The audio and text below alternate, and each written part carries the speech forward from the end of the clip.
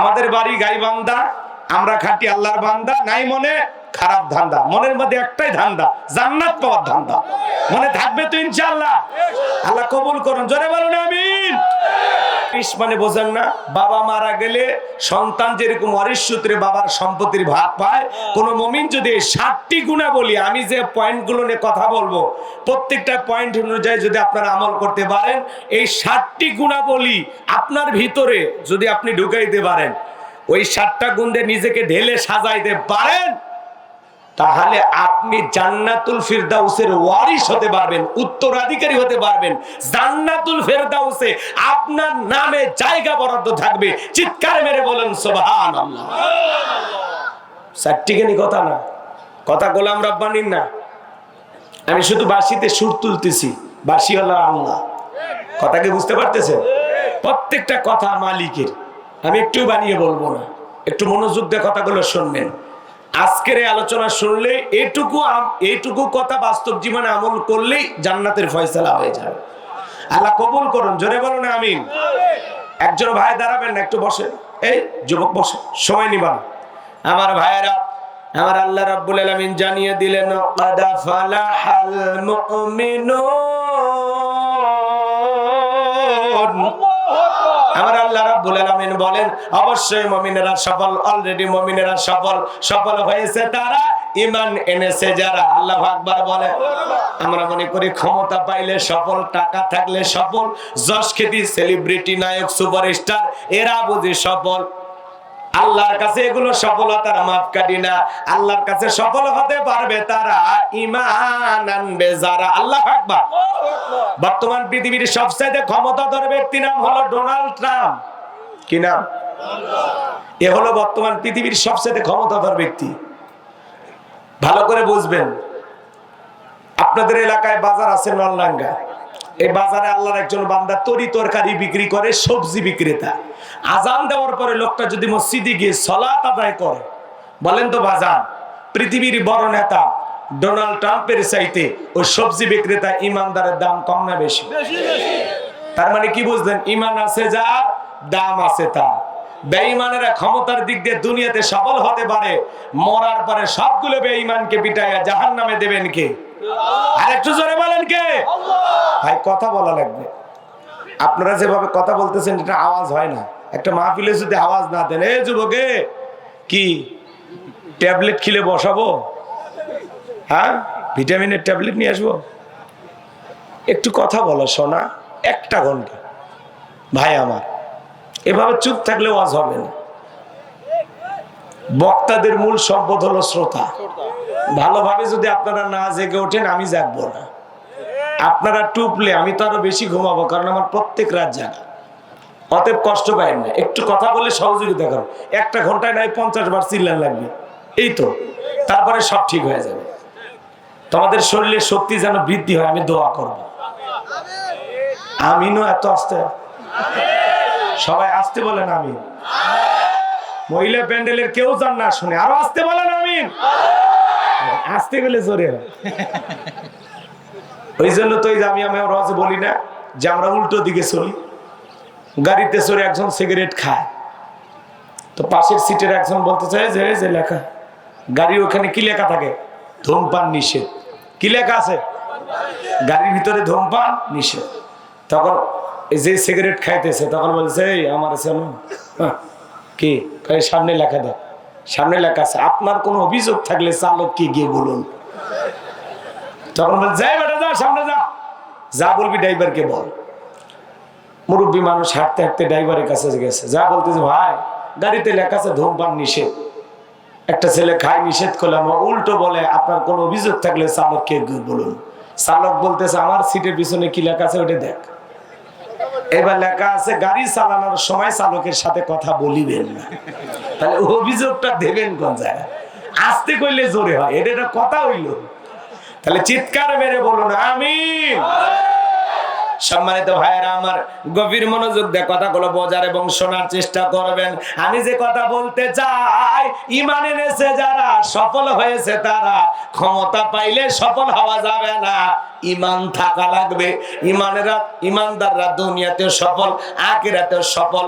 আর বেঈমানেরা দুনিয়াতে সফল হতে পারে, মরার পরে সবগুলো বেঈমানকে বিটাইয়া জাহান্নামে দিবেন তিনি কে?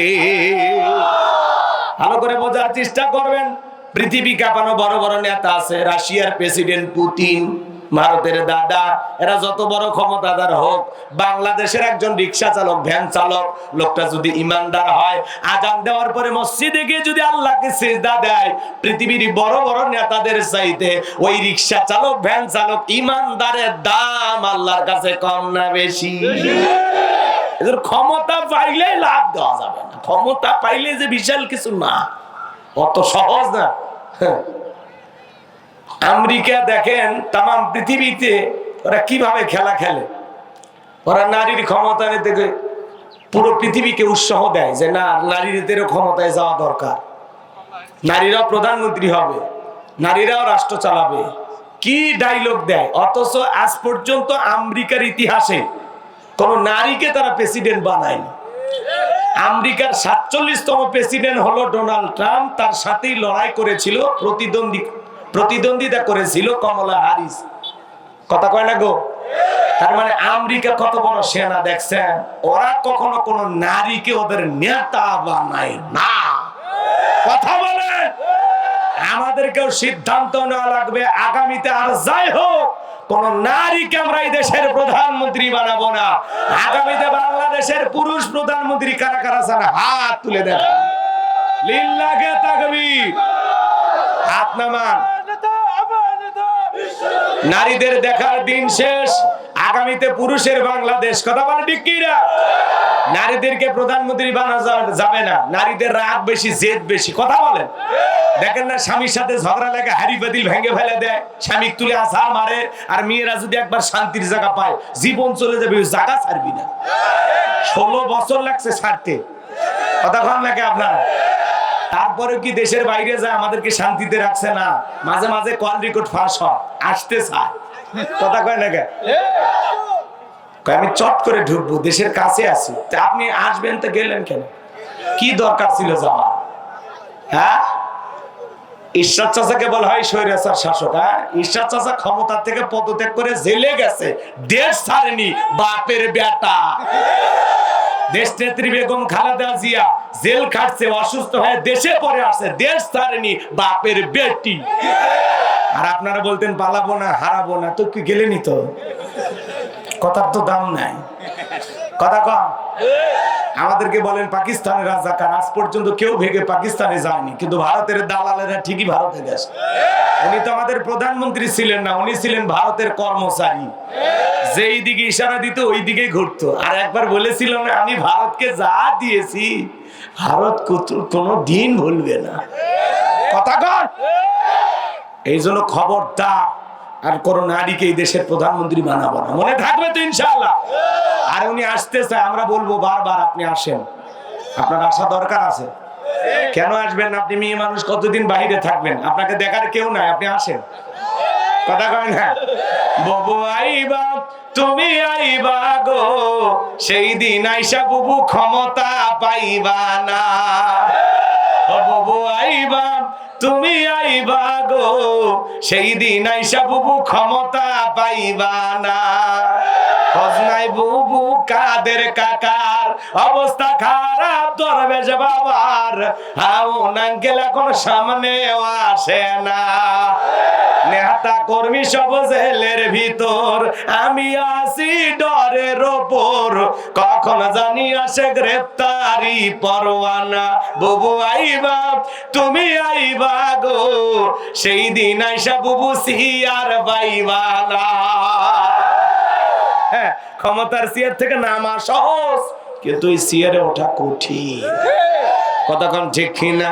আমার ভাইরা মন খারাপ করবেন না, চলেন সামনের দিকে যাই। এজন্য ক্ষমতা পাইলে সফল হওয়া যাবে না, টাকা থাকলে সফল হওয়া যাবে না, যশ খ্যাতি থাকলে সফল হওয়া যাবে না।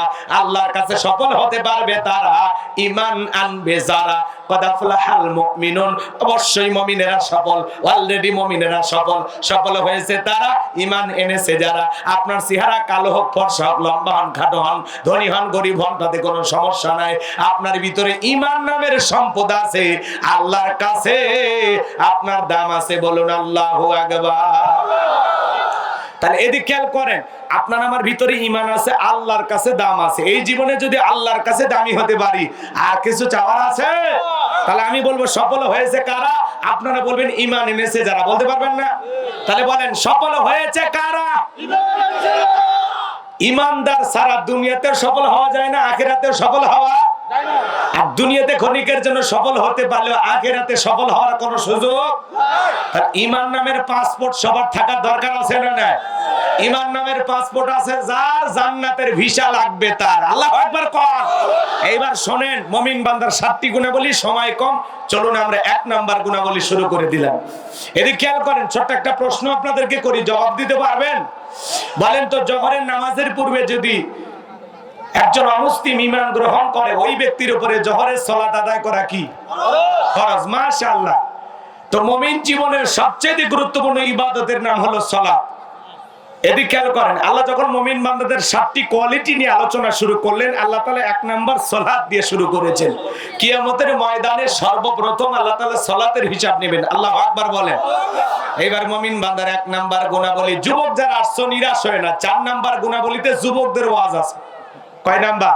4 নাম্বার। তোমরাও যুবক, আমিও যুবক, তোমাদের মনের দুঃখটা আমি বুঝি। কথা কয় না? এই গাইবান্ধার ভাইরা কথা বলো না কেন? আমাদের বাড়ি গাইবান্ধা, আমরা খাঁটি আল্লাহর বান্দা, নাই মনে খারাপ ধান্দা, মনের মধ্যে একটাই ধান্দা, খালি জান্নাত পাওয়ার ধান্দা। নারীর ধান্দা নাই, ক্ষমতার ধান্দা নাই, টাকার ধান্দা নাই, ধান্দা কিসের? জান্নাত পাওয়ার। মনে থাকবে তো ইনশাআল্লাহ? তাহলে এই ডায়লগ মুখস্থ থাকবে।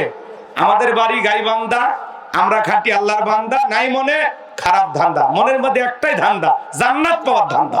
মনে থাকবে তো ইনশাআল্লাহ? আল্লাহ কবুল করুন। জোরে বলুন আমিন।